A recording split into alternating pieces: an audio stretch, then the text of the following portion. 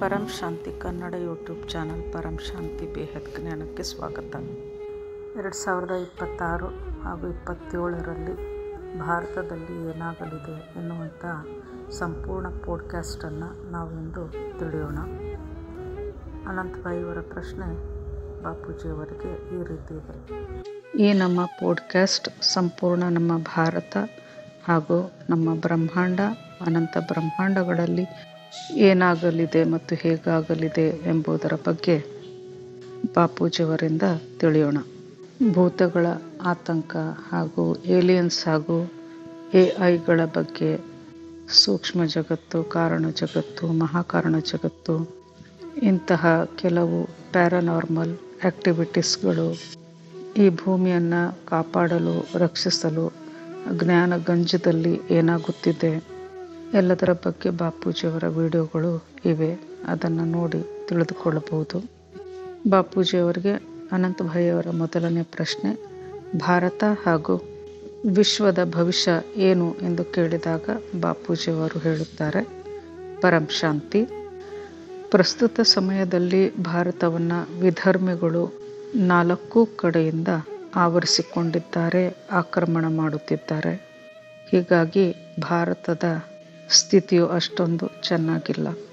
ಇನ್ನು ಬರಲಿರುವ ಸಮಯದಲ್ಲಿ ವಿಶ್ವದಲ್ಲಿ 3ನೆಯ ಯುದ್ಧವು ನಡೆಯಲಿದ್ದು, ಅದಕ್ಕಾಗಿ ಎಲ್ಲ ತಯಾರಿಗಳು ನಡೆಯುತ್ತಿವೆ. ಎಲ್ಲೆಡೆ 3ನೆಯ ವಿಶ್ವ ಯುದ್ಧವು ಆರಂಭವಾದರೆ ಭಾರತದಲ್ಲಿ ಸಿವಿಲ್ ವಾರ್ ನಡೆಯಲಿದೆ. ವಿದೇಶಗಳಲ್ಲಿ 3ನೆಯ ವಿಶ್ವ ಯುದ್ಧ ಹಾಗೂ ಭಾರತದಲ್ಲಿ ಸಿವಿಲ್ ವಾರ್ ಎರಡೂ ಪ್ಯಾರಲಲ್ ಆಗಿ ನಡೆಯಲಿದೆ. ಅನೇಕ ಮತ, ಧರ್ಮ, ಸಂಪ್ರದಾಯಗಳು ಪರಸ್ಪರ ಹೋರಾಡಿಕೊಂಡೇ ವಿನಾಶ ಹೊಂದಲಿವೆ. ಬಾಪೂಜಿಯವರು ಹೇಳುತ್ತಾರೆ, ನಾನು ಆತ್ಮ ಸ್ವರೂಪದಲ್ಲಿದ್ದಾಗ ಇದನ್ನೆಲ್ಲವನ್ನು ನಾನು ಕಾಣುತ್ತೇನೆ. ಸೂಕ್ಷ್ಮ ಜಗತ್ತಿನಲ್ಲಿರುವಂತಹ ಆತ್ಮರೇ ಇದನ್ನೆಲ್ಲ ಮಾಡಿಸುತ್ತಿದ್ದಾರೆ. ಸೂಕ್ಷ್ಮ ಜಗತ್ತಿನ ವಿಧರ್ಮಿ ಆತ್ಮಗಳು 3ನೆಯ ವಿಶ್ವ ಯುದ್ಧವನ್ನು ವಿಶ್ವದಲ್ಲಿ ಹಾಗೂ ಭಾರತದಲ್ಲಿ ಸಿವಿಲ್ ವಾರನ್ನು ಮಾಡಿಸುತ್ತಿವೆ. 3ನೆಯ ವಿಶ್ವ ಯುದ್ಧದ ರಿಹರ್ಸಲ್ ಸೂಕ್ಷ್ಮ ಜಗತ್ತಿನಲ್ಲಿ ಆರಂಭವಾಗಿದೆ. ಅನೇಕ ಮತ, ಧರ್ಮ, ಪಂಥಗಳು ಹೇಗೆ ಬಂದವು, ಏಕೆ ಬಂದವು, ಭೂತ, ಪ್ರೇತ, ಬ್ರಹ್ಮ, ರಾಕ್ಷಸ ಈ ಎಲ್ಲದರ ಬಗ್ಗೆ ಬಹಳ ಡೀಟೇಲ್ ಆಗಿ ನಮ್ಮ ವಿಡಿಯೋಗಳಿವೆ. ಮಹಾಕಾಲ ಪ್ರಳಯ ಪಾರ್ಟ್ 1 ಮತ್ತು ಪಾರ್ಟ್ 2 ಇದನ್ನು 1 ಕೋಟಿ ಜನರು ಈಗಾಗಲೇ ನೋಡಿದ್ದಾರೆ. ಬಾಪೂಜಿಯವರು ಹೇಳುತ್ತಾರೆ, ನಾವು ಪರಮಶಾಂತಿಯ ವೈಬ್ರೇಷನ್ನಿಂದ ಪಾಸಿಟಿವ್ ಆಗಿ ಎಲ್ಲವನ್ನು ಪರಿವರ್ತನೆ, ಅಂದರೆ ಬ್ರಹ್ಮಾಂಡ, ಮಹಾಬ್ರಹ್ಮಾಂಡ, ಸಂಪೂರ್ಣ ಮಲ್ಟಿವರ್ಸನ್ನು ಪಾಸಿಟಿವ್ ಆಗಿ ಪರಿವರ್ತನೆ ಮಾಡಲು 1997ರಿಂದ ಬಹಳಷ್ಟು ಪ್ರಯತ್ನವನ್ನು ಮಾಡಿದ್ದೆವು. ಆದರೆ ಮಾಯೆಯು ಬಹಳ ಬಲಶಾಲಿಯಾಗಿರುವುದರಿಂದ ಬಹಳಷ್ಟು ಆತ್ಮರು ಇಲ್ಲಿಗೆ ಬರುತ್ತಾರೆ, ಜ್ಞಾನ ಪಡೆಯುತ್ತಾರೆ ಮತ್ತು ಎಲ್ಲವನ್ನು ಬಿಟ್ಟು ಹೊರಟು ಹೋಗುತ್ತಾರೆ. ಸೂಕ್ಷ್ಮದಲ್ಲಿ ವೈಬ್ರೇಷನನ್ನು ಹಾಕಿ 33 ಕೋಟಿ ದೇವಾನುದೇವತೆಗಳನ್ನು ಜಾಗೃತಗೊಳಿಸುವಂಥ ಪ್ರಯತ್ನವೂ ಸಹ ಮಾಡಲಾಯಿತು. ಆದರೆ ಎಲ್ಲರೂ ಕುಂಭಕರ್ಣನ ನಿದ್ದೆಗೆ ಜಾರಿದ್ದಾರೆ. ಈಗ ಸ್ವಲ್ಪವೂ ಸಮಯವಿಲ್ಲ. ಭಾರತದಲ್ಲಿ ಬರಲಿರುವ ದಿನಗಳಲ್ಲಿ ಬಹಳ ಭಯಂಕರವಾದ ಕೆಟ್ಟ ಪರಿಸ್ಥಿತಿಯು ಬರಲಿದೆ. 2025ರ ನಂತರ 26, 27, 28 ಹಾಗೂ 29ರಲ್ಲಿ ಸಂಪೂರ್ಣವಾಗಿ ಎಲ್ಲವೂ ಸಮಾಪ್ತವಾಗಲಿದೆ. 29ರ ಕೊನೆಯಲ್ಲಿ ಬ್ರಹ್ಮಾಂಡ, ಮಹಾಬ್ರಹ್ಮಾಂಡ, ಪರಮಹಾಬ್ರಹ್ಮಾಂಡ ಸಂಪೂರ್ಣ ಮಲ್ಟಿವರ್ಸ್ ಕಾಲಾಗ್ನಿಯಲ್ಲಿ ಭಸ್ಮವಾಗಲಿದೆ. ಹಾಗಾದರೆ ಆಗ ಭೂತ, ಪ್ರೇತ ಆತ್ಮರು, ಮನುಷ್ಯಾತ್ಮರು ಇವರೆಲ್ಲರ ಸ್ಥಿತಿ ಏನಾಗಲಿದೆ ಎಂದು ಅನಂತಭಾಯಿಯವರು ಕೇಳಿದಾಗ ಬಾಪೂಜಿಯವರು ಹೇಳುತ್ತಾರೆ, ಮನ್ವಂತರದಲ್ಲಿ ಮನುಸೃಷ್ಟಿಯ ಮಾತಾಪಿತಾ ಸಹ ಇರುವುದಿಲ್ಲ. 1 ಕಲ್ಪದಲ್ಲಿ 14 ಮನ್ವಂತರಗಳಿರುತ್ತವೆ ಮತ್ತು 1 ಮನ್ವಂತರದಲ್ಲಿ 71 ಯುಗಾಂತರಗಳಿರುತ್ತವೆ. ಯುಗಾಂತರ ಅಂದರೆ ಸತ್ಯಯುಗ, ತ್ರೇತಾಯುಗ, ದ್ವಾಪರ ಯುಗ ಹಾಗೂ ಕಲಿಯುಗ. ಹೇಗೆ 1 ಮನ್ವಂತರದಲ್ಲಿ ಸಂಪೂರ್ಣ ಮನುಸೃಷ್ಟಿಯು ನಾಶವಾಗುತ್ತದೆಯೋ ಅದೇ ರೀತಿ ಇಂದು ಆಗಲಿದೆ ಎನ್ನುತ್ತಾರೆ ಬಾಪೂಜಿಯವರು. ವಿಶ್ವದ ಎಲ್ಲೆಡೆ 3ನೆಯ ವಿಶ್ವ ಯುದ್ಧವು ಆರಂಭವಾಗಲಿದೆ. ಅದರಲ್ಲಿ ಭಾರತವು ನ್ಯೂಟ್ರಲ್ ಆಗಿ ಉಳಿಯಲಿದೆ. ಬಹಳಷ್ಟು ಪಂಗಡಗಳು ಆಗಲಿವೆ, ಆದರೆ ಭಾರತವು ಯಾವ ಕಡೆಯೂ ಸಹ ಸೇರಿಕೊಳ್ಳುವುದಿಲ್ಲ. ಭಾರತ ನ್ಯೂಟ್ರಲ್ ಆಗಿ ಉಳಿಯುತ್ತದೆ. ಆದರೆ ಭಾರತದಲ್ಲಿ ವಿದೇಶಿ ಶಕ್ತಿಗಳು ನ್ಯೂಟ್ರಲ್ ಆಗಿ ಇದ್ದರೂ ಸಹ ಸಿವಿಲ್ ವಾರನ್ನು ಮಾಡಿಸಲಿವೆ. ಎಂತಹ ಸಿವಿಲ್ ವಾರ್ ಭಾರತದಲ್ಲಿ ಆಗಲಿದೆ ಎಂದರೆ ಅದು ಕಲ್ಪನೆಗೂ ಸಹ ಮೀರಿದ್ದಾಗಿರುತ್ತದೆ. ಯಾವ ಸರ್ಕಾರವೂ ಸಹ ಅದನ್ನು ಕಂಟ್ರೋಲ್ ಮಾಡಲಿಕ್ಕೆ ಆಗುವುದಿಲ್ಲ. ಕೊನೆಯಲ್ಲಿ ಮಿಲಿಟರಿಯ ಕೈಗೆ ಎಲ್ಲವನ್ನ ಒಪ್ಪಿಸಲಾಗುತ್ತದೆ. ಇನ್ನು ಮಿಲಿಟರಿಯವರು ಎಷ್ಟು ಗುಂಡುಗಳನ್ನು ಹಾರಿಸುತ್ತಾರೆಂದರೆ ಗುಂಡು ಹಾರಿಸಿ ಹಾರಿಸಿ ಮಿಲಿಟರಿಯೇ ಸೋತು ಹೋಗುತ್ತದೆ ಎನ್ನುತ್ತಾರೆ ಬಾಪೂಜಿಯವರು. ಇದೇ ಸಂದರ್ಭದಲ್ಲಿ ವಿಶ್ವದಲ್ಲಿ ಅಂದರೆ ವಿದೇಶಗಳಲ್ಲಿ 3ನೇ ವಿಶ್ವಯುದ್ಧದಲ್ಲಿ ಪರಮಾಣು ಬಾಂಬ್ಗಳು ಸ್ಫೋಟವಾಗಲಿವೆ. 1000 ಬಾರಿ ಈ ಭೂಮಿಯನ್ನೇ ಸರ್ವನಾಶ ಮಾಡುವಂತಹ ಪರಮಾಣು ಬಾಂಬ್ಗಳು ವಿಶ್ವದಲ್ಲಿವೆ. ರಷ್ಯಾ, ಅಮೇರಿಕಾ, ಚೈನಾ ಎಲ್ಲರ ಬಳಿಯೂ ಸಹ ಪರಮಾಣು ಬಾಂಬ್ಗಳಿವೆ. ಎಲ್ಲೆಡೆ ಪರಮಾಣು ಬಾಂಬ್ಗಳು ವಿಸ್ಫೋಟವಾಗಲಿವೆ. ಸೂಕ್ಷ್ಮ ಜಗತ್ತಿನ ಭೂತ, ಪ್ರೇತ, ಏಲಿಯನ್ಗಳು ಎಲ್ಲವೂ ವಿನಾಶಕಾರಿ ಏಲಿಯನ್ಗಳಿವೆ. ಇವೆಲ್ಲವೂ ಸೇರಿ ಯಾರ ಬಳಿ ಪರಮಾಣು ಬಾಂಬ್ಗಳಿವೆಯೋ ಅಂತಹ ರಾಷ್ಟ್ರಪತಿಗಳ ಮನಸ್ಸಿನಲ್ಲಿ ಪ್ರವೇಶ ಮಾಡಿ ಪರಮಾಣು ಬಾಂಬ್ಗಳ ಸ್ಫೋಟ ಮಾಡುವಂತೆ ಮಾಡಲಿವೆ. ಒಳ್ಳೆಯ ಏಲಿಯನ್ಸ್ಗಳು ಸಹ ಈ ಭೂಮಿಯ ವಾಯುಮಂಡಲಕ್ಕೆ ಬಂದು ಬಹಳ ಸಮಯದವರೆಗೆ ಇಲ್ಲಿಯೇ ಇರುವುದರಿಂದ ಒಳ್ಳೆಯ ಏಲಿಯನ್ಸ್ಗಳು ಸಹ ನೆಗೆಟಿವ್ ಆಗಿ ಬಿಟ್ಟಿವೆ. ಬ್ರಹ್ಮಾಂಡ, ಮಹಾಬ್ರಹ್ಮಾಂಡ, ಸಂಪೂರ್ಣ ಮಲ್ಟಿವರ್ಸ್ ಎಲ್ಲವೂ ವಿಸ್ಫೋಟವಾಗಿ ವಿನಾಶ ಹೊಂದಿದ ನಂತರ ಎಲ್ಲವೂ ಪುನಃ ಹೊಸದಾಗಿ ಆರಂಭವಾಗಲಿದೆ. ಮತ್ತು ಆ ಜಗತ್ತಿನಲ್ಲಿ ಎಂದಿಗೂ ಸಹ ಮೃತ್ಯು ಅನ್ನುವುದೇ ಇರುವುದಿಲ್ಲ. ಅದೆಲ್ಲವೂ ಪರಮ ಲೈಟ್ನ ಜಗತ್ತಾಗಿರುತ್ತದೆ. ಹೊಸದಾಗಿ ಸೃಷ್ಟಿಯಾಗಲಿರುವ ಮಲ್ಟಿವರ್ಸ್ 200 ಕಲಾದ ಪರಮ ಲೈಟ್ನ ಮಲ್ಟಿವರ್ಸ್ ಆಗಿರುತ್ತದೆ. ನಮ್ಮ ಈ ಒಂದು ಮಲ್ಟಿವರ್ಸ್ ಬಿಟ್ಟರೆ ಬೇರೆ ಗ್ರೇಟ್ ಮಲ್ಟಿವರ್ಸ್ಗಳಲ್ಲಿ ಎಲ್ಲಿಯೂ ಸಹ ಮೃತ್ಯು ಲೋಕವೆನ್ನುವುದೇ ಇಲ್ಲ. ಸೂಕ್ಷ್ಮ ಜಗತ್ತಿನ ಆತ್ಮರು ಭವಿಷ್ಯಕಾರರ ಮನಸ್ಸಿನಲ್ಲಿ ಪ್ರವೇಶ ಮಾಡಿ ಮುಂದೆ ಆಗುವುದನ್ನು ಸಹ ಸೂಕ್ಷ್ಮವಾಗಿ ತಿಳಿಸುತ್ತಾ ಹೋಗುತ್ತಿದ್ದಾರೆ. ಬಹಳಷ್ಟು ಮುನ್ನೆಚ್ಚರಿಕೆಯನ್ನು ಕೊಡುತ್ತಾ ಹೋಗುತ್ತಿದ್ದಾರೆ. ಆದರೆ ಯಾರೂ ಇದರ ಬಗ್ಗೆ ತಲೆ ಕೆಡಿಸಿಕೊಳ್ಳುತ್ತಿಲ್ಲ. ಮಾಯೆ ಬಹಳ ಪ್ರಬಲವಾಗಿರುವುದೇ ಇದಕ್ಕೆ ಕಾರಣ. ಈ ವಿಡಿಯೋದ ಮುಖಾಂತರ ಜನರನ್ನು ಹೆದರಿಸುವ ಉದ್ದೇಶ ನಮ್ಮದಲ್ಲ. ಜನರನ್ನು ಜಾಗೃತಗೊಳಿಸಬೇಕು ಎನ್ನುವುದೇ ನಮ್ಮ ಉದ್ದೇಶವಾಗಿದೆ. ಭೂಮಿಯ ಮೇಲಿನ ಎಲ್ಲ ಜನರು ಬಹಳ ದುಃಖವನ್ನು ಅನುಭವಿಸುತ್ತಿದ್ದಾರೆ. ಪುನಃ ಯಾರೂ ಜನ್ಮ ಪಡೆಯಲು ಇಚ್ಛಿಸುತ್ತಿಲ್ಲ ಎಂದಾಗ ಬಾಪೂಜಿಯವರು ಹೇಳುತ್ತಾರೆ, ಬಹಳಷ್ಟು ಆತ್ಮರು 1, 2 ಅಥವಾ 3 ಜನ್ಮಗಳಿಂದ ಈ ಭೂಮಿಯ ಮೇಲೆ ಇರುವುದರಿಂದ ಅವರು ಪುನಃ ಇಲ್ಲಿಗೆ ಬರಲು ಇಚ್ಛಿಸುವುದಿಲ್ಲ. ಅಂತಹ ಆತ್ಮರೆಲ್ಲರೂ ಆದಷ್ಟು ಬೇಗ ವಿನಾಶ ಹೊಂದಿ ಎಲ್ಲವೂ ಅಂತ್ಯವಾಗಲಿ ಎಂದೇ ಇಚ್ಛಿಸುತ್ತಾರೆ. ಯಾವ ಆತ್ಮಗಳು ಬಹಳ ಹಳೆಯ ಆತ್ಮಗಳಿವೆಯೋ ಅವುಗಳ ಒಳಗೆ ಅನೇಕ ಜನ್ಮದ ಜನನ ಮರಣದ ಸಂಸ್ಕಾರಗಳು ಉಳಿದುಕೊಂಡಿರುವುದರಿಂದ, ಅಂದರೆ ದೂರದಿಂದ ಬಂದಿರುವಂತಹ ಆತ್ಮಗಳು ಅವರಲ್ಲಿ ಅನೇಕ ಜನ್ಮದ ಸಂಸ್ಕಾರಗಳು ತುಂಬಿಕೊಂಡಿರುವುದರಿಂದ ಜನನ ಮರಣದ ಚಕ್ರಕ್ಕೆ ಒಳಗಾಗುತ್ತಾ ಬಂದಿರುವಂತಹ ಆತ್ಮರು ಕೆಲವರು ಮೊದಲನೆಯ ಪರಾರ್ಧದಿಂದಲೂ ಇಲ್ಲಿದ್ದಾರೆ. ಬಹಳಷ್ಟು ಆತ್ಮರು ಸೂಕ್ಷ್ಮ ಜಗತ್ತಿನಲ್ಲಿಯೂ ಇದ್ದಾರೆ ಹಾಗೂ ಇಲ್ಲಿ ಸಾಕಾರಿಯಾಗಿ ಮನುಷ್ಯ ಜನ್ಮಕ್ಕೂ ಸಹ ಬಂದಿದ್ದಾರೆ. ಇಂತಹ ಆತ್ಮರು ಮಾಯೆಯಲ್ಲಿ ಮುಳುಗಿರುತ್ತಾರೆ. ಏಲಿಯನ್ಸ್ಗಳು ಈಗ ಮನುಷ್ಯ ರೂಪದಲ್ಲಿ ಇದ್ದಾರೆಯೇ ಎಂದು ಪ್ರಶ್ನೆ ಕೇಳಿದಾಗ ಬಾಪೂಜಿಯವರು ಹೌದು ಎಂದು ಇದಕ್ಕೆ ಉತ್ತರಿಸುತ್ತಾ, ಈಜಿಪ್ಟ್ನ ಪಿರಾಮಿಡ್ನಲ್ಲಿ ಇರುವಂತಹ ಪಕ್ಷಿಯಂತಹ ಪ್ರಾಣಿಯಂತಹ ಮುಖಗಳಿರುವಂತಹ ಚಿತ್ರಗಳನ್ನು ನಾವು ಕಂಡಿದ್ದೇವೆ. ಅವೆಲ್ಲವೂ ಸಹ ಏಲಿಯನ್ಗಳೇ ಆಗಿವೆ. ಅವೆಲ್ಲವೂ ಈ ಭೂಮಿಗೆ ಬಂದಿವೆ. ಕೆಲವರನ್ನು ಸ್ಟಾರ್ ಚೈಲ್ಡ್ ಎಂದು ಸಹ ಹೇಳುತ್ತಿದ್ದಾರೆ. ಅವೆಲ್ಲವೂ ಸಹ ಏಲಿಯನ್ಗಳೇ ಆಗಿವೆ ಎನ್ನುತ್ತಾರೆ ಬಾಪೂಜಿಯವರು.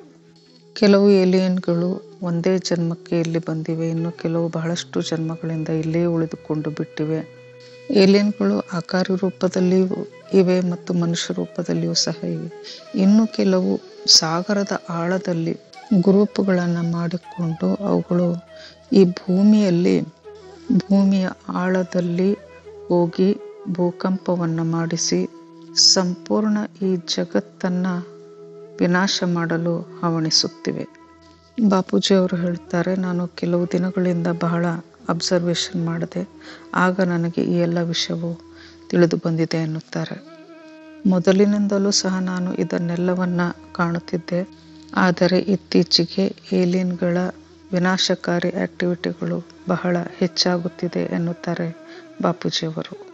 40 ಕಲಾದ ಏಲಿಯನ್ಸ್ಗಳ ಗ್ರೂಪ್ ಒಂದು ಸೂರ್ಯನಲ್ಲಿ ಪ್ರವೇಶ ಮಾಡಿದ್ದವು. ಅವು ಗ್ರೇಟ್ ಯೂನಿವರ್ಸ್ಗಳಿಂದ ಬಂದಿದ್ದಂತಹ ಏಲಿಯನ್ಗಳಾಗಿದ್ದವು. ಅವುಗಳೆಲ್ಲ ಸೂರ್ಯನಲ್ಲಿ ಏನಾಗುತ್ತಿದೆ ಎಂದು ಕಂಡುಹಿಡಿಯಲು ಹೋಗಿದ್ದವು. ಆ ಎಲ್ಲ ಏಲಿಯನ್ಸ್ಗಳು 40 ಕಲಾದ ಕಾಲಾಗ್ನಿಯನ್ನು ಹೊರಡಿಸಿ ಎಲ್ಲವನ್ನು ವಿನಾಶ ಮಾಡಲು ನೋಡುತ್ತಿವೆ. ಹಾಗೂ ಈಗ ಸದ್ಯಕ್ಕೆ ಇದನ್ನು ಅವು ಮಾಡುವುದಿಲ್ಲ, ಆದರೆ ಅಂತ್ಯದಲ್ಲಿ ಇದೆಲ್ಲವೂ ಸಂಭವಿಸಲಿದೆ. ಮೊದಲು ವಿಶ್ವಯುದ್ಧ ಆರಂಭವಾಗಲಿ, ಪರಮಾಣು ಬಾಂಬ್ಗಳೆಲ್ಲ ಸ್ಫೋಟವಾಗಲಿ, ಆಗ ಇಲ್ಲಿ ಯಾರೂ ಉಳಿದುಕೊಳ್ಳುವುದಿಲ್ಲ. ನಂತರ ಎಲ್ಲವನ್ನ ವಿನಾಶ ಮಾಡೋಣ ಎಂದು ಏಲಿಯನ್ಸ್ಗಳು ಹವಣಿಸುತ್ತಿವೆ. ಇವುಗಳೆಲ್ಲ ಭೂಮಿಯಿಂದ ಮೇಲೆ ಇರುವಂತಹ 7 ಲೋಕ ಹಾಗೂ ಭೂಮಿಯಿಂದ ಕೆಳಗೆ 7 ಲೋಕ, ಒಟ್ಟು 14 ಲೋಕಗಳಲ್ಲಿ ಸೂರ್ಯನಲ್ಲಿ ಪ್ರವೇಶ ಮಾಡಿ ನಿಧಾನವಾಗಿ ಕಾಲಾಗ್ನಿಯನ್ನ ಹೊರಡಿಸಲಿವೆ. ಆದರೆ ಇದೆಲ್ಲವೂ ಅಂತ್ಯದಲ್ಲಿ ಆಗಲಿದೆ. ಮಹಾಕಲ್ಪ ಪ್ರಳಯದಲ್ಲಿ ಸೂರ್ಯನಲ್ಲಿ ಪ್ರವೇಶ ಮಾಡಿ ಹೇಗೆ ಎಲ್ಲವನ್ನ ನಿರ್ಗುಣ ನಿರಾಕಾರ ಶಿವ ಪರಬ್ರಹ್ಮ ಪರಮೇಶ್ವರ ಎಲ್ಲವನ್ನ ಸಂಪೂರ್ಣ ಸುಟ್ಟು ಭಸ್ಮ ಮಾಡುತ್ತಾನೆಯೇ, ಇದರಂತೆ ಅಂತ್ಯದಲ್ಲಿ ಈ ಏಲಿಯನ್ಗಳು ಕಾಲಾಗ್ನಿಯನ್ನು ಹೊರಡಿಸಲು ಕಾದು ಕುಳಿತಿವೆ. ಯಾವುದೇ ಏನೇ ಆಗಲಿ, ಯಾರ ಶರೀರವೂ ಸಹ ಇಲ್ಲಿ ಉಳಿದುಕೊಳ್ಳುವುದಿಲ್ಲ, ಆತ್ಮ ಉಳಿದುಕೊಳ್ಳಲಿದೆ. ಜ್ಞಾನಿಯಾಗಿರಲಿ ಅಜ್ಞಾನಿಯಾಗಿರಲಿ, ಸೂಕ್ಷ್ಮ ಶರೀರ ಹಾಗೂ ಮಹಾಕಾರಣ ಶರೀರ ಪರಮಹಾಕಾರಣ ಶರೀರ ಯಾವುದೂ ಉಳಿಯುವುದಿಲ್ಲ, ಕೇವಲ ಆತ್ಮ ಮಾತ್ರ ಉಳಿಯಲಿದೆ. ಅದರಲ್ಲಿಯೂ ಸಹ ಆ ಆತ್ಮ ನಿರಾಕಾರಿ ರೂಪದಲ್ಲಿ ಪವರ್ಫುಲ್ ಆಗಿದ್ದರೆ ಮಾತ್ರ ಅದು ಉಳಿದುಕೊಳ್ಳಲಿದೆ. ಆದರೆ ಆತ್ಮಜ್ಞಾನಿಯಾದಂತಹ ಆತ್ಮರಿಗೆ ಪರಮಪಿತನಿಂದ 200 ಕಲಾದ ಲೈಟ್ ಸಿಗಲಿದೆ ಹಾಗೂ ಆ ಆತ್ಮದ ಓರ 200 ಕಲಾದ ಓರ ಆಗಲಿದೆ. ಇದರಿಂದಾಗಿ ಆ ಆತ್ಮಗಳಿಗೆ ಈ ಭೂಮಿಯ ಮೇಲೆ ಪರಮಾಣು ಬಾಂಬ್ಗಳೇ ಸ್ಫೋಟವಾಗಲಿ ಏನೇ ಆಗಲಿ ಅವುಗಳ ಮೇಲೆ ಯಾವುದೇ ಪ್ರಭಾವ ಉಂಟಾಗುವುದಿಲ್ಲ. 200 ಕಲಾದ 6 ಅಡಿಯ ಓರ ಆ ಆತ್ಮಗಳಿಗೆ ಸಿಗಲಿದೆ. ಯಾರು ಪರಮಪಿತನನ್ನು ಜ್ಞಾನದಿಂದ ತಿಳಿದುಕೊಂಡು ಅವನನ್ನು ಕರೆಯುತ್ತಾರೆಯೋ ಅವರಿಗೆಲ್ಲ ಈ 200 ಕಲಾದ ಓರ ಸಿಗಲಿದೆ. ಇದರಿಂದ ಅಂತಹ ಆತ್ಮರಿಗೆ ಇಲ್ಲಿ ನಡೆಯುತ್ತಿರುವಂತಹ ಭಯಂಕರ ಪರಿಸ್ಥಿತಿಯಿಂದ ಯಾವುದೇ ಪ್ರಭಾವ ಉಂಟಾಗುವುದಿಲ್ಲ. ಸುಖ ದುಃಖ ಎನ್ನುವುದನ್ನು ಮನಸ್ಸು ಭೋಗಿಸುತ್ತದೆ ಹೊರತು ಆತ್ಮ ಭೋಗಿಸುವುದಿಲ್ಲ. ಮನಸ್ಸು ಅನ್ನುವುದು ಡೈಲ್ಯೂಟ್ ಆಗಿ ಬಿಡುತ್ತದೆ. ಕಾರಣ ಶರೀರದಿಂದಾಗಿಯೇ ಮನಸ್ಸು ಅನ್ನುವುದು ಇದೆ. ಮನಸ್ಸು ನಿರಾಕಾರವಾಗಿ ಬಿಡುವುದು. ಆಕಾರಿ ಮನಸ್ಸು, ಸಾಕಾರಿ ಮನಸ್ಸು ಇವುಗಳ ಮೇಲೆಯೂ ಸಹ ನಮ್ಮ ಬಹಳಷ್ಟು ವಿಡಿಯೋಗಳಿವೆ. ಈಗ ಆತ್ಮ ಮಾತ್ರ ಉಳಿದುಕೊಳ್ಳುವುದು. ಆತ್ಮವು 200 ಕಲಾದ ಪವರ್ನ ಓರಾದ ಒಳಗೆ ಸುರಕ್ಷಿತವಾಗಿದೆ. 200 ಕಲಾಗಿಂತ ಕಡಿಮೆ ಕಲಾದ ಆತ್ಮವಾಗಿದ್ದರೆ ಅದು ಈ ಪವರ್ನಲ್ಲಿ ಡೈಲ್ಯೂಟ್ ಆಗಿಬಿಡುತ್ತದೆ. ಆದರೆ ಅದಕ್ಕೆ ಯಾವುದೇ ರೀತಿಯ ದುಃಖ ಅಥವಾ ನೋವು ಆಗುವುದಿಲ್ಲ. 200 ಕಲಾಗಿಂತ ಹೆಚ್ಚು ಪವರ್ ಇರುವ ಬೇಹದ್ನ ಕಲಾ ಪವರ್ ಇರುವಂತಹ ಆತ್ಮಗಳು ಸುರಕ್ಷಿತವಾಗಿ ಬೇಹದ್ನ ವಿಮಾನದಲ್ಲಿ ಹೋಗಿ ಕುಳಿತುಕೊಳ್ಳಲಿದ್ದಾರೆ. ಯಾರಿಗೆ ವರದಾನವನ್ನು ನೀಡಲಾಗಿದೆಯೋ ಅಂತಹವರ ಮನೆ 200 ಕಲಾದ ಪರಮ ಲೈಟ್ ಹೌಸ್ನ ಮನೆ ಆಗಲಿದೆ. ಆಗ ಅಶಾಂತ ಹಾಗೂ ಪರಿಸ್ಥಿತಿಯ ಹೊಡೆತಕ್ಕೆ ಒಳಗಾಗಿ ನರಳಾಡುತ್ತಾ ಬರುವಂತಹ ಆತ್ಮಗಳು ಈ ಮನೆಯಲ್ಲಿ ಬಂದು ಪ್ರವೇಶ ಮಾಡಿದಾಗ ಅಂತಹ ಆತ್ಮಗಳಿಗೆ ಪರಂ ಶಾಂತಿ ಸಿಗಲಿದೆ. ಕೊನೆಯಲ್ಲಿ ಶಾಂತವಾಗಿ ಅಂತಹ ಆತ್ಮಗಳು ಆ ಪವರ್ನಲ್ಲಿ ಡೈಲ್ಯೂಟ್ ಆಗಲಿವೆ. ಅಂದರೆ ಅಂತಹ ಆತ್ಮಗಳ ಸೂಕ್ಷ್ಮ ಶರೀರ ಹಾಗೂ ಆತ್ಮ ಎಲ್ಲವೂ ಡೈಲ್ಯೂಟ್ ಆಗಿಬಿಡುತ್ತದೆ. 21 ಪೀಡಿ ಮತ್ತು ಅದಕ್ಕಿಂತ ಮೇಲಿನಿಂದ 1000 ಪೀಡಿಗಳಿಂದಲೂ ಸಹ ಅನೇಕ ಆತ್ಮರು ಬಂದಿದ್ದಾರೆ. ಅಂತಹ ಆತ್ಮರು ಸಹ ಪರಂ ಲೈಟ್ನ ಪರಂ ಹೌಸ್ಗೆ ಬಂದು ಪರಂ ಶಾಂತಿಯನ್ನು ಪಡೆಯಲಿವೆ. 200 ಕಲಾಗಿಂತ ಕಡಿಮೆ ಇರುವಂತಹ ಆತ್ಮರು ಡೈಲ್ಯೂಟ್ ಆಗಲಿವೆ. ಬ್ರಹ್ಮಾಂಡ, ಮಹಾಬ್ರಹ್ಮಾಂಡ, ಪರಮಹಾಬ್ರಹ್ಮಾಂಡ ಎಲ್ಲೆಡೆಯೂ ಸಹ ಒಂದೇ ಏಟಿನಲ್ಲಿ ಒಂದೇ ಕ್ಷಣದಲ್ಲಿ ಎಲ್ಲವೂ ಅಂತ್ಯವಾಗಲಿದೆ. 33 ಕೋಟಿ ದೇವಾನುದೇವತೆಗಳಲ್ಲಿ 60% ಸಾಕಾರಿಯಲ್ಲಿದ್ದಾರೆ ಹಾಗೂ 40% ಆಕಾರಿಯಲ್ಲಿದ್ದಾರೆ. ಗಂಧರ್ವ, ಕಿನ್ನರ, ಯಕ್ಷ ದೇವತೆಗಳಾಗಿದ್ದ ಇವರೆಲ್ಲರೂ ಸಹ ಕೆಳಗೆ ಬಂದಿದ್ದಾರೆ. ಕೆಲವರು ಸಾಕಾರಿಯಾಗಿ ಆಕಾರಿಯಾಗಿ ಎಲ್ಲರೂ ಈ ಭೂಮಿಯ ಮೇಲೆ ಬಂದಿದ್ದಾರೆ. ಬ್ರಹ್ಮನ ಮೊದಲನೇ ಪರಾರ್ಧದಲ್ಲಿ ಬಂದಿರುವಂತಹವರು ಸಹ ಇಲ್ಲಿ ಸಿಲುಕಿಕೊಂಡಿದ್ದಾರೆ. ಬ್ರಹ್ಮನಿಂದ ಸೃಷ್ಟಿಯಾದಂತಹ ಎಲ್ಲವೂ 84 ಲಕ್ಷ ಜೀವರಾಶಿಗಳಲ್ಲಿ ಬಂದಿದ್ದಾರೆ ಹಾಗೂ ಜನ್ಮ ಮರಣದ ಚಕ್ರಕ್ಕೆ ಒಳಗಾಗುತ್ತಾ ಹೋಗುತ್ತಿದ್ದಾರೆ. ಮಹಾಕಲ್ಪ ಪ್ರಳಯದಲ್ಲಿ ಬ್ರಹ್ಮ, ವಿಷ್ಣು, ಮಹೇಶ್ವರರು ಸಹ ಅಂತ್ಯಗೊಳ್ಳುತ್ತಾರೆ. ಬ್ರಹ್ಮಾಂಡಗಳು ಇರುವುದಿಲ್ಲ ಹಾಗೂ ಅವುಗಳ ಕ್ರಿಯೇಟರ್ಗಳು ಸಹ ಇರುವುದಿಲ್ಲ. ಮಲ್ಟಿವರ್ಸ್ ಸಹ ಸಂಪೂರ್ಣ ಡೈಲ್ಯೂಟ್ ಆಗಿಬಿಡುತ್ತದೆ. 2 ಸಲ ಆಗಿ ಈ ಮಲ್ಟಿವರ್ಸ್ 3ನೇ ಬಾರಿ ನಡೆಯುತ್ತಿದೆ. ಬೇರೆ ಮಲ್ಟಿವರ್ಸ್ಗಳಿಂದ ಆತ್ಮಗಳು ನಮ್ಮ ಮಲ್ಟಿವರ್ಸ್ಗೆ ಬಂದಿವೆಯೇ ಎಂದು ಅನಂತ್ ಭಾಯ್ ಅವರು ಪ್ರಶ್ನಿಸುತ್ತಾರೆ. ಹೌದು, ಆತ್ಮಗಳು ಗ್ರೇಟ್ ಮಲ್ಟಿವರ್ಸ್ನಿಂದಲೂ ಸಹ ಬಂದಿವೆ. ಹೇಗೆ ಬಂದ ಆತ್ಮಗಳಲ್ಲಿ ಮನುಷ್ಯ ರೂಪದಲ್ಲಿ 20% ಆತ್ಮಗಳು ಇಲ್ಲಿವೆ ಮತ್ತು ಅವೆಲ್ಲ 100 ಕಲಾಗಿಂತ ಹೆಚ್ಚಿನ ಕಲಾ ಇರುವಂತಹ ಆತ್ಮಗಳಾಗಿವೆ. ಅಂದರೆ ಇಂದಿನ 800 ಕೋಟಿ ಜನಸಂಖ್ಯೆಯಲ್ಲಿ 20%ನಷ್ಟು ಆತ್ಮರು 100 ಕಲಾಗಿಂತ ಹೆಚ್ಚು ಕಲಾ ಇರುವಂತಹ ಆತ್ಮರಾಗಿದ್ದಾರೆ. ಅಂದರೆ 160 ಕೋಟಿ ಆತ್ಮರು 100 ಕಲಾಗಿಂತ ಹೆಚ್ಚು ಕಲಾ ಇರುವಂತಹ ಆತ್ಮರಿದ್ದಾರೆ. 3-4 ದಿನಗಳಿಂದ ದಿನ ರಾತ್ರಿಯು ಬಾಪೂಜಿಯವರು ಅಬ್ಸರ್ವೇಷನ್ ಮಾಡಿ ಇದನ್ನೆಲ್ಲ ತಿಳಿದುಕೊಂಡಿದ್ದಾರೆ ಹಾಗೂ ಈ ಸತ್ಯವನ್ನು ಮೊದಲನೇ ಬಾರಿಗೆ ಬಿಚ್ಚಿಟ್ಟಿದ್ದಾರೆ. ಈ ಎಲ್ಲ ಆತ್ಮಗಳು ಇಲ್ಲಿಗೆ ಬಂದ ಮೇಲೆ, ಪಂಚತತ್ವದಲ್ಲಿ ಬಂದ ಮೇಲೆ ಅವರ ಮೇಲೆ ಆವರಣಗಳು ಆವರಿಸಿಕೊಂಡು ಎಲ್ಲವನ್ನು ಮರೆತಿದ್ದಾರೆ. ಕಾಲಾಗ್ನಿಯಲ್ಲಿ ಭಸ್ಮವಾದಾಗ ಜಾಗೃತವಾಗಬಹುದು. ಆದರೆ ಬೇಹದ್ ಕಲಾ ಇರುವಂತಹ ಆತ್ಮರೇ ಇಲ್ಲಿಗೆ ಬಂದು ಬಹಳ ನಿಕೃಷ್ಟವಾಗಿ, ಅಂದರೆ ಸಂಪೂರ್ಣ ಕೆಳಸ್ತರಕ್ಕೆ ಬಿದ್ದಿದ್ದಾರೆ. ಅವರಿಗೆ ಜ್ಞಾನವೇ ಅರ್ಥವಾಗುವುದಿಲ್ಲ. ಎಲ್ಲ ಕುಂಭಕರ್ಣನ ನಿದ್ದೆಗೆ ಜಾರಿದ್ದಾರೆ.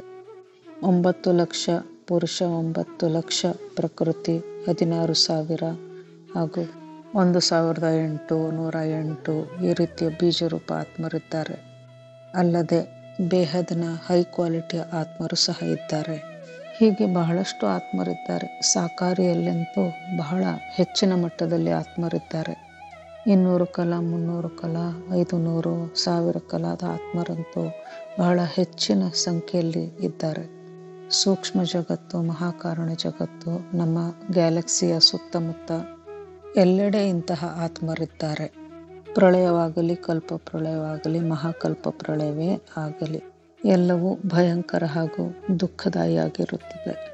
ಭೂಮಿಯ ಮೇಲೆ ಇರುವ 800 ಕೋಟಿ ಜನಸಂಖ್ಯೆಗಿಂತಲೂ ಸೂಕ್ಷ್ಮದಲ್ಲಿ ಎಲ್ಲ ಧರ್ಮದ ಆತ್ಮವು ದುಪ್ಪಟ್ಟು ಪಟ್ಟು ಹೆಚ್ಚಿವೆ.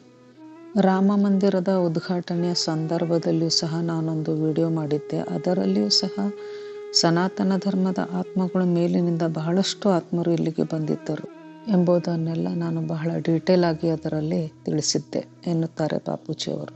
ಇಲ್ಲಿಗೆ ಬಂದವರೆಲ್ಲರೂ ಸಹ ಈ ವಾಯುಮಂಡಲದಲ್ಲಿದ್ದರೆ ನಾವು ಸಹ ನೆಗೆಟಿವ್ ಆಗಿಬಿಡುತ್ತೇವೆ ಎಂದು ಎಲ್ಲರೂ ಪುನಃ ತಮ್ಮ ತಮ್ಮ ನೆಲೆಗಳಿಗೆ ಹೋಗಿ ಸೇರುತ್ತಾರೆ. ಕೇವಲ 10% ಮಾತ್ರ ಉಳಿದುಕೊಂಡಿದ್ದಾರೆ. ಸನಾತನವನ್ನು ಉಳಿಸಲು ಜ್ಞಾನ ಗಂಜದಿಂದಲೂ ಸಹ ಆತ್ಮರು ಬಹಳಷ್ಟು ಬರುತ್ತಿರುತ್ತಾರೆ.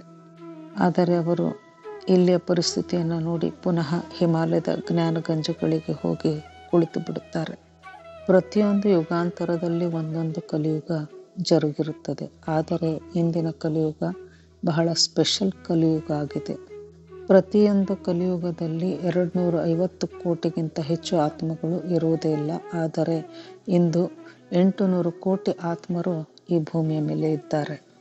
ಈಗ ಎಲ್ಲರೂ ಮಾಡಬೇಕಾಗಿರುವುದು ಇಷ್ಟೇ, ಬ್ರಹ್ಮಜ್ಞಾನವನ್ನು ತಿಳಿದುಕೊಳ್ಳಿ, ಜ್ಞಾನಿಗಳಾಗಿ ಬೇಹದ್ನ ಬ್ರಹ್ಮಜ್ಞಾನವನ್ನು ತಿಳಿದುಕೊಳ್ಳಿ. ಯಾರು ಬೇಹದ್ನ ಆದಿ, ಮಧ್ಯ ಮತ್ತು ಅಂತ್ಯದ ಜ್ಞಾನವನ್ನು ಪಡೆದುಕೊಳ್ಳುತ್ತಾರೆಯೋ ಅದೇ ಅವರನ್ನು ಕಾಪಾಡಲಿದೆ. ಹೀಗಾಗಿ ಕೃಷ್ಣನು ಸಹ ಗೀತೆಯಲ್ಲಿ ಜ್ಞಾನಿ ವ್ಯಕ್ತಿ ನನಗೆ ಬಹಳ ಪ್ರಿಯನಾದ ವ್ಯಕ್ತಿ ಹಾಗೂ ಜ್ಞಾನಕ್ಕೆ ಮಿಗಿಲಾದದ್ದು ಯಾವುದೂ ಇಲ್ಲ ಎಂದು ಹೇಳಿದ್ದಾನೆ.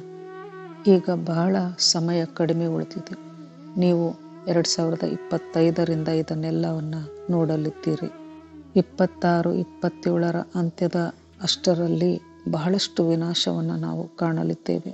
2029 ಅಂತ್ಯದಲ್ಲಂತೂ ಎಲ್ಲವೂ ವಿನಾಶ ಹೊಂದಲಿದೆ. ಮಹಾಕಾಲ ಅಗ್ನಿಯು ಎಲ್ಲವನ್ನು ಸುಟ್ಟು ಭಸ್ಮ ಮಾಡಲಿದೆ. ಕೇವಲ ಭೂಮಿಯಲ್ಲ, ಭೂಮಿಯ ಮೇಲಿರುವಂತಹ 7 ಲೋಕ ಹಾಗೂ ಕೆಳಗಿರುವ 7 ಲೋಕ, 14 ಲೋಕಗಳು ಹಾಗೂ ಮಹಾಬ್ರಹ್ಮಾಂಡ, ಪರಮಹಾಬ್ರಹ್ಮಾಂಡ ಅಂದರೆ ಗ್ಯಾಲಕ್ಸಿ, ಯೂನಿವರ್ಸ್ಗಳು 40 ಕಲಾದವರೆಗೆ ಎಲ್ಲವೂ ಸುಟ್ಟು ಭಸ್ಮವಾಗಲಿದೆ.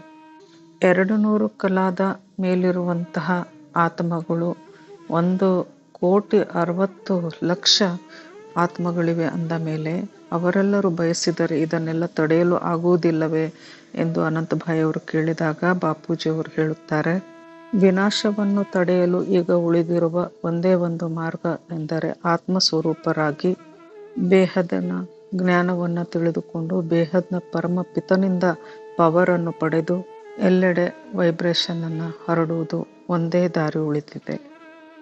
ವಿಶ್ವ ಯುದ್ಧದಲ್ಲಿ ಪರಮಾಣು ಬಾಂಬ್ಗಳು ಎಲ್ಲ ಸ್ಫೋಟವಾದ ನಂತರ ಆ ಏಲಿಯನ್ಸ್ಗಳು 40 ಕಲಾದ ಕಾಲಾಗ್ನಿಯನ್ನು ಸೂರ್ಯನಲ್ಲಿ ಪ್ರವೇಶ ಮಾಡಿ ಹೊರಡಿಸಲಿವೆ ಹಾಗೂ ಸಾಗರದ ಆಳದಲ್ಲಿ ಕುಳಿತಿರುವಂತಹ ಏಲಿಯನ್ಸ್ಗಳು ಭೂಮಿಯನ್ನು ಅಲ್ಲಾಡಿಸಲಿವೆ. ಇದರಿಂದ ಭಯಂಕರ ಭೂಕಂಪ ಉಂಟಾಗಲಿದೆ. ಪಂಚತತ್ವವನ್ನು ನಡೆಸುವವರು ದೇವತೆಗಳು, ವಾಯುದೇವತೆ, ಅರುಣ ದೇವತೆ ಎಂತೆಲ್ಲ ನಾವು ಶಾಸ್ತ್ರಗಳಲ್ಲಿ ಓದಿದ್ದೇವೆ. ದೇವತೆಗಳು ಹಾಗೂ ನವಗ್ರಹಗಳು ಸಹ ಮನುಷ್ಯ ಜನ್ಮದಲ್ಲಿ ಬಂದು ಬಿಟ್ಟಿದ್ದಾರೆ. ನವಗ್ರಹಗಳನ್ನು ರಾವಣ ಬಂದಿಯನ್ನಾಗಿ ಮಾಡಿಟ್ಟಿದ್ದ ಎನ್ನುವುದನ್ನು ಸಹ ನಾವು ತಿಳಿದುಕೊಂಡಿದ್ದೇವೆ. ಅಂದಿನಿಂದ ಅವರೆಲ್ಲರೂ ಮನುಷ್ಯ ಜನ್ಮದಲ್ಲೇ ಉಳಿದುಕೊಂಡು ಬಿಟ್ಟಿದ್ದಾರೆ. ಮೇಲೆ ಹೋಗಲು ಅವರಲ್ಲಿ ಆತ್ಮಶಕ್ತಿ ಉಳಿದಿಲ್ಲ. ಇನ್ನು ಎಲ್ಲ ಗ್ರಹಗಳನ್ನು ಬೇರೆ ಬೇರೆ ಕಡೆಯಿಂದ ಬಂದಿರುವಂತಹ ಏಲಿಯನ್ಗಳು ಆಕ್ರಮಿಸಿಕೊಂಡು ಬಿಟ್ಟಿವೆ. 8,000 ವರ್ಷಗಳ ಹಿಂದೆ ಮಂಗಳನ ಮೇಲೆ ಯುದ್ಧವಾಗಿತ್ತು ಎಂಬುದರ ಬಗ್ಗೆ ಸಹ ನಾನು ವಿಸ್ತಾರವಾಗಿ ಹೇಳಿದ್ದೇನೆ ಎನ್ನುತ್ತಾರೆ ಬಾಪೂಜಿಯವರು. ಈ ಎಲ್ಲ ವಿನಾಶವನ್ನು ತಡೆಯಲು ವಿಜ್ಞಾನ ಏನಾದರೂ ಮಾಡಬಹುದೇ ಎಂದು ಕೇಳಿದಾಗ ಬಾಪೂಜಿಯವರು ಹೇಳುತ್ತಾರೆ, ವಿಜ್ಞಾನದ ಸಾಧನಗಳೆಲ್ಲವೂ ವಿನಾಶಕಾರಿಯೇ ಆಗಿರುತ್ತವೆ. ಈ ಪರಮಾಣುಗಳನ್ನೆಲ್ಲ ಕಂಡುಹಿಡಿದಿದ್ದೇ ವಿಜ್ಞಾನ. ನಮ್ಮ ಬ್ರಹ್ಮಾಂಡದಲ್ಲಿ ದೂರ ದೂರದಿಂದ ಬಂದಿರುವಂತಹ ಏಲಿಯನ್ಸ್ಗಳು ತುಂಬಿಕೊಂಡಿದ್ದಾರೆ. 1 ಪ್ರಕಾಶ ವರ್ಷದಷ್ಟಿದ್ದಂತಹ ಬ್ರಹ್ಮಾಂಡ 1.6 ಪ್ರಕಾಶ ವರ್ಷದಷ್ಟು ಹಿಗ್ಗಿದೆ, ವಿಸ್ತಾರವಾಗಿದೆ. ನಿರಾಕಾರದಲ್ಲಿಯೂ ಸಹ ಏಲಿಯನ್ಸ್ಗಳಿವೆ. ಆತ್ಮರೆಲ್ಲ ನಿರಾಕಾರಿ ಸ್ಥಿತಿಗೆ ಬಂದಾಗ ಯಾವ ಆತ್ಮ ಎಷ್ಟು ಕಲಾದ ಆತ್ಮ ಎನ್ನುವುದು ತಿಳಿದು ಬರುತ್ತದೆ. ಏಲಿಯನ್ಗಳೆಲ್ಲ 40 ಕಲಾದ ಏಲಿಯನ್ಗಳಿವೆ ಹಾಗೂ ನಮ್ಮ ಬೇಹದ ಆತ್ಮರೆಲ್ಲ 200 ಕಲಾದ ಆತ್ಮರೆಲ್ಲ ಜಾಗೃತಗೊಂಡರೆ ಈ ಎಲ್ಲ ವಿನಾಶದಿಂದ ಪಾರು ಮಾಡಬಹುದೇ ಎಂದಾಗ ಬಾಪೂಜಿಯವರು ಹೇಳುತ್ತಾರೆ, ಪರಂಶಾಂತಿಯ ವೈಬ್ರೇಷನನ್ನು ಹರಡಿದರೆ ಸಂಪೂರ್ಣವಾಗಿ ಬ್ರಹ್ಮಾಂಡದ ಮೂಲೆ ಮೂಲೆಗಳಲ್ಲಿ ಪರಂಶಾಂತಿ ವೈಬ್ರೇಷನ್ ಹರಡುವುದು. ಸಂಪೂರ್ಣ ಮಲ್ಟಿವರ್ಸ್ನಲ್ಲಿ ಪರಂಶಾಂತಿಯು ಹರಡಿಕೊಂಡಾಗ ಎಲ್ಲ ಜನರಿಗೂ ಪರಂಶಾಂತಿ ವೈಬ್ರೇಷನ್ ಟಚ್ ಆಗುತ್ತದೆ. ಆಗ ಎಲ್ಲರೂ ಶಾಂತರಾಗುತ್ತಾರೆ. ಇದರಿಂದ ವಿನಾಶ ತಡೆ ಹಿಡಿಯಬಹುದು. ಆದರೆ ಇದನ್ನೆಲ್ಲ ಮಾಡುವವರು ಯಾರು? ಈಗ ಏಲಿಯನ್ಗಳೆಲ್ಲ ನೀರಿನ ಆಳದಲ್ಲಿ ಹಾಗೂ ಪರ್ವತಗಳಲ್ಲಿಯೂ ಸಹ ಉಳಿದುಕೊಂಡು ಪರ್ವತವನ್ನೇ ಅಲ್ಲಾಡಿಸುತ್ತಿವೆ.